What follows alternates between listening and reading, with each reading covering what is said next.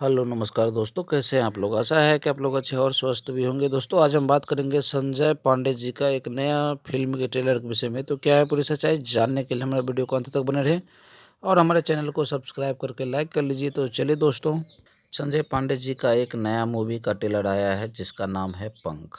काफ़ी अच्छा है दोस्तों। इसमें दिखाया गया है कि संजय पांडे जी गंगा के किनारे एक पंडित थे, फिर उन्हें कुछ फाइनेंशियल प्रॉब्लम हुआ जिसमें कि उन्हें भी दुबई जाना पड़ा और विदेश में जाके झाड़ू पोछा का काम करना पड़ता है और उन्हें काफ़ी सारे दिक्कत होते हैं जो कि हुआ, वो झेलते भी हैं दोस्तों।